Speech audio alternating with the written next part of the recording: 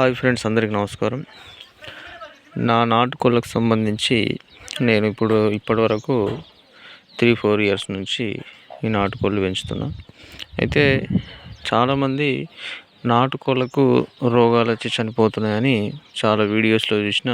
అయితే మన నాటుకోళ్ళకు మాత్రం ఇప్పటివరకు ఒక్క రోగం కూడా రాలేదు.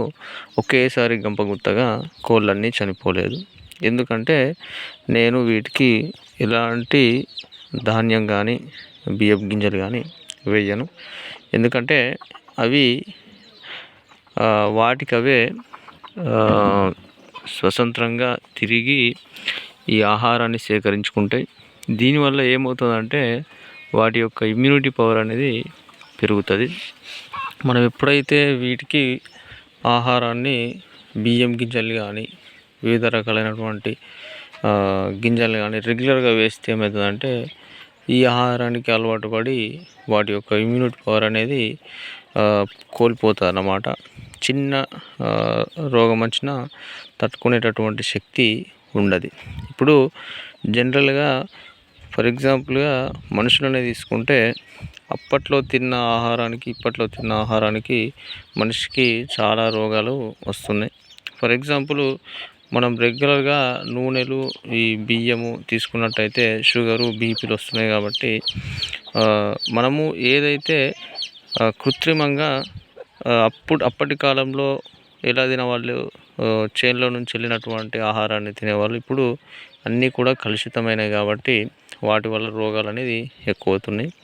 అయితే ఈ కోడిలో కూడా ఇలాంటివి ఉంటాయి. ఎందుకంటే మనము తరచుగా వీటికి రెగ్యులర్గా అవే గింజలు వేయడం వల్ల ఇవి ఇమ్యూనిటీ పవర్ అనేది కోల్పోతాయి. వీటికి ఇవి ఏరుకొని పురుగును కానీ పుట్టను కానీ తింటూ ఉంటే వాటి ఇమ్యూనిటీ అనేది పెరుగుతుంది. ఏ రోగం వచ్చినా కానీ తట్టుకునే శక్తి పెరుగుతుంది.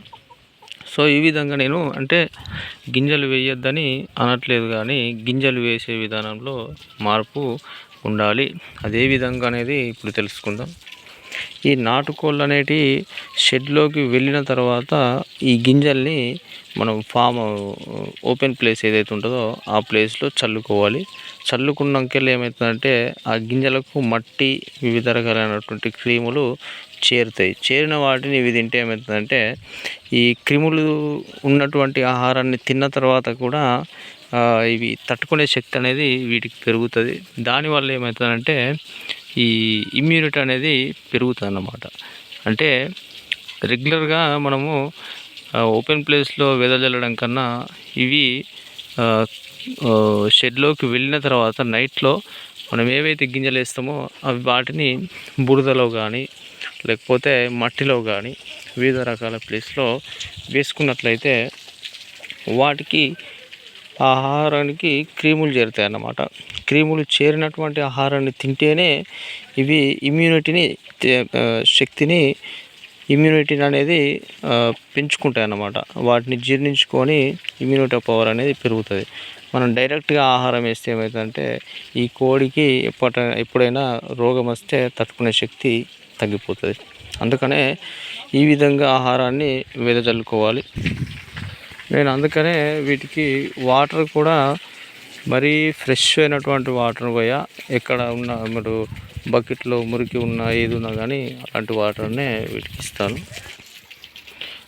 అందుకనే నాకు 4 సంవత్సరాల నుంచి ఈ కోళ్ళకు ఒక్క రోగం కూడా రాలేదు. కొన్ని సందర్భాల్లో పొదిగేసిన కోళ్ళకు కోడిపేను ఎక్కువ కావడం వల్ల ఒక 2-3 కోళ్ళు చనిపోయడం జరిగింది. అది నా నిర్లక్ష్యం వల్ల ఇది జరిగింది. కాకపోతే వీటికి మాత్రము ఇప్పటి వరకు ఏ రోగం వచ్చి ఒక 10 కోళ్ళు 20 కోళ్ళు ఒకేసారి మాత్రం చనిపోవడం జరగలేదు. ఎందుకు ఇలా రోగాలు రాకుండా మనం తీసుకోవాల్సిన జాగ్రత్తలు ఇలాంటివి మనం పాటిస్తే ఈ కోళ్ళకు రోగాలు అనేది రాదు. ఫస్ట్ మనం వేసే ఫుడ్ను బట్టి ఈ కోళ్ళకు రోగాలు అనేటివి వస్తూ ఉంటాయి. ఇమ్యూనిటీ పెరగాలంటే అవి ఏవి తింటాయో అవే తిననియాలి. ఎందుకంటే మనం కృత్రిమంగా ఆహారాన్ని వేస్తే మరీ ఎక్కువ కోళ్ళు ఉన్న వాళ్ళు ఆహారాన్ని వేయాల్సిందే, తప్పదు. కాకపోతే 100-200 ఉన్న వాళ్ళు ఇలా అవి షెడ్లోకి వెళ్ళిన తర్వాత మనము గింజలు వెదజల్లుకుంటే బెటర్ అని నా అభిప్రాయం. ఎందుకంటే నేను 3-4 సంవత్సరాల నుంచి పెంచుతున్నాను కాబట్టి ఆ అనుభవంతో నేను చెప్పడం జరుగుతుంది. ఒక్కసారి మీరు కూడా ఒకసారి పాటించండి. పాటించిన తర్వాత మీ కోళ్ళకు రోగాలు వస్తున్నాయా లేదా అని మీరే నిర్ధారించుకుంటారు కాబట్టి ఒకసారి అట్లా పాటిస్తే బెటర్ అని నేను అనుకుంటున్నాను. మన వీడియోలో ఇన్ఫర్మేషన్ ఉందని నేను అనుకుంటున్నాను. అందుకనే మన వీడియో నచ్చితే ఒక లైక్ చేయండి. మన ఛానల్లో మరిన్ని ఇలాంటి వీడియోస్ కోసం వెంటనే సబ్స్క్రైబ్ చేసుకోండి. Thank you for watching.